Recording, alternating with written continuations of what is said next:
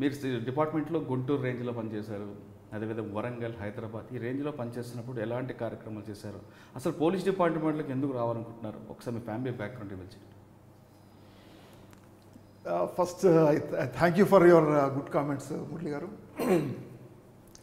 సరే, ఈ బాడీలో మనకు ఆరోగ్యం కానీ మన రూపురేఖలు కానీ అది పేరెంట్స్ నుంచి జెనెటికల్గా వస్తాయి. అవి ఆ రకంగానే తప్ప దానికి ఇంకా స్పెషల్ ట్రీట్మెంట్ కానీ వాళ్ళు ఇచ్చిన గిఫ్ట్ మీకు అది. యా, అంతే అంతే అనుకుంటాను నేను. తర్వాత ఈ ఫిట్నెస్ గురించి కొంచెం నేను సాధారణంగా పేరెంట్స్ కొంతమంది ఆస్తులు ఇస్తారు, కొంతమంది ఆరోగ్యం ఇస్తారు. మీ తల్లిదండ్రులు మీకు ఆరోగ్యం ఇచ్చినట్టున్నారు. ఆఫ్ కోర్స్ అట్లే అనుకోవచ్చు. తర్వాత నేను కూడా ఫిట్నెస్ గురించి కేర్ తీసుకుంటాను. డైట్ కానీ, తర్వాత ఎక్సర్సైజెస్ కానీ, ఇవి కానీ హెవీగా చేయకపోయినా నార్మల్గా ఎప్పుడు ఫిట్గా ఉండడానికి ఎప్పుడు జాగ్రత్త పడుతుంటాను. అది రీజన్ ఏంటుంది. అఫ్కోర్స్ నా బ్యాక్గ్రౌండ్ వచ్చేసి నేను పుట్టి పెరిగిందంతా కొంచెం ఎంగేజ్లో కరీంనగర్ టౌన్లో middle class family. Father mother అక్కడ ఉండేవాడిని. తర్వాత డిగ్రీ తర్వాత ఇక్కడ హైదరాబాద్ ఉస్మానియా యూనివర్సిటీకి వచ్చేసి ఉస్మానియాలో I did my MA and FI ఇక్కడ చేశాను. తర్వాత నాకు ఎప్పుడు కూడా పోలీస్ డిపార్ట్మెంట్లోకి వస్తానని రావాలని కోరిక లేదు. పోలీస్ డిపార్ట్మెంట్ ఒక రకంగా కొంత ఏవింపు ఉండేది. నా స్టూడెంట్గా ఉన్నప్పుడు పోలీసులు అంటే మనకు ఏదో ఒక చెప్పలేని, అంటే ఒక I mean what you call that, hate అని కాకపోయినా ఇష్టం ఉండేది కాదు. పోలీసులు కొట్టడం, డబ్బులు తీసుకోవడం, కరప్షన్ ఇవన్నీ ఉండొచ్చు. వాళ్ళంటే ఫ్రెండ్లీ అట్మాస్ఫియర్ లేకుండా, వాళ్ళంటే ఒక భయం ఒకటే ఉండేది. కాబట్టి ఆ రోజుల్లో అట్లా ఉండేది. యూనివర్సిటీలో ఉన్నప్పుడు స్టార్టింగ్లో కొంచెం ఏదో హాయిగా ఆడతా పడతా తిరగడం అట్లే ఉండేది. సో నేను ఒక ఫస్ట్ ఇయర్లో యూనివర్సిటీలో జాయిన్ అయ్యేదనే కల్చరల్ సెక్రటరీగా కూడా నేను ఎన్నుకున్నాను. నన్ను అక్కడ మంచి మెజార్టీతో బాగానే అయింది. తర్వాత 82లో ఎన్టీఆర్ గారు తెలుగుదేశం పార్టీ స్థాపించిన తర్వాత మమ్మల్ని పిలిచారు. ఆయన మీరు యూత్ అంతా రావాలి, మీరు స్టూడెంట్ లీడర్ రావాలంటే అప్పుడు కొంతమంది మీ అందరిని పిలిపిస్తే వెళ్ళిపోయి కలిసాము. అప్పుడు ఇందిరారెడ్డి గారు, కీర్తిశేషులు చనిపోయిన ఇందిరారెడ్డి గారు కూడా అప్పుడు ఉన్నారు మాతో పాటు.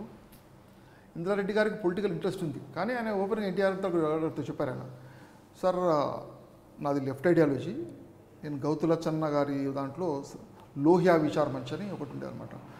ఆ మంచులో ఉన్నాను నేను పొలిటికల్గా అటువైపు నుంచి వస్తాను తప్ప నేను టీడీపీలో జాయిన్ కానని చెప్పారు. ఆయన చెప్పి అదేవిధంగా కంటెస్ట్ చేయడం జరిగింది. టీడీపీకి అగనిస్ట్గా నేరో మార్జిన్తో ఓడిపోవడము, గౌతులచ్చన్న గారు మొత్తం పార్టీని టీడీపీని ఈ లోహియా విచార మంచ్ అనే పార్టీని టీడీపీలో మెర్జ్ చేయడంతో ఇందిరారెడ్డి గారు టీడీపీలోకి వచ్చి అట్లా ఏర్పడ్డారు. అప్పుడు మాకు ఇంట్రెస్ట్ లేదు, నేను పోయిన తర్వాత ఒక మోతుపల్లి నరసింహ గారు ఆయన ఇంట్రెస్ట్ అయిన లేరు. తర్వాత ఎమ్మెల్యే కావడం, మంత్రి కావడం, తర్వాత ఇప్పుడున్న ఈ రీసెంట్ డెవలప్మెంట్స్ తెలుసు ఆయన గురించి. రాజకీయంగా నాకు ఇంట్రెస్ట్ లేదు కాబట్టి నేను పోలేదు. ఫస్ట్ ఇయర్ అయిపోయి సెకండ్ ఇయర్ ఎంఏ అయిపోయిన తర్వాత ఎంఫిల్లో చేయాలి. అప్పుడు ఆలోచన వచ్చింది, ఏదో చేయాలి కదా ఉద్యోగం. మనం పాలిటిక్స్ ఇంట్రెస్ట్ లేదు, ఇంకేదో ఉద్యోగం చేయాలన్న దానిలో పబ్లిక్ సర్వీస్ కమిషన్ అప్లై చేశాను అనమాట, పిఎస్సి నుంచి. అప్పుడు పోలీస్కి పిఎస్సి నుంచి ఎప్పుడు లేదు. That is the first and last time అనమాట. ఒకటేసారి పబ్లిక్ సర్వీస్ కమిషన్ నుంచి సెలెక్ట్ చేయడం జరిగింది.